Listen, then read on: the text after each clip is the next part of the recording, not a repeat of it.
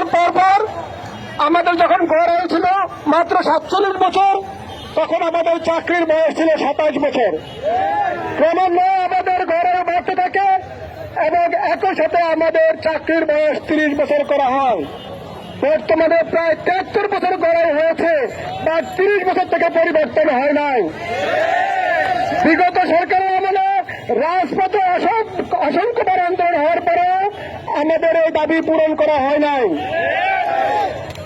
আমরা জানি বিগত সরকার সরকারি কর্মকর্তাদের 57 বছর থেকে বয়স 59 বছরে পরিবর্তন করে, কিন্তু চাকরিতে প্রবেশের বয়সের সীমা কোনো পরিবর্তন হয় নাই।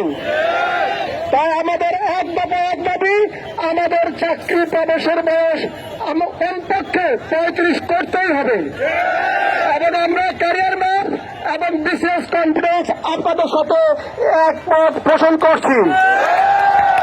এবং আমাদের সামাজিক দায়বদ্ধতার জায়গা থেকে বিগত কয়েকদিন যাবৎ আমি চেষ্টা করেছি, এর আগে বিগত সরকারের সাথে আমি ফেসবুক লাইভ করে বলেছি যে আমাদের প্রার্থীদের দাবি মেনে নিতে হবে।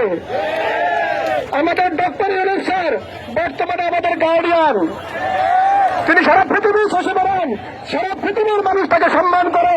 তিনি অবশ্যই জানেন যে সারা পৃথিবীতে চাকরির বয়সের মেজরিটি দেশে কোনো সীমা নেই। আপনি যদি আমেরিকা যান, আপনি যদি কেরালা যান, চাকরির বয়স 59 বছরে আপনি সরকারি চাকরিতে জয়েন করতে পারবেন। তাহলে বাংলার মাটিতে কোনো বৈষম্য চলবে না, চলবে না, কোনো বৈষম্য চলবে না, চলবে না।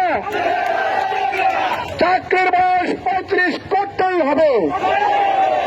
35 না করা পর্যন্ত আপনারা ক্যারিয়ার ম্যাপ কনফারেন্স সহ আমরা সকল প্রতিষ্ঠান আপনাদের সাথে রয়েছি।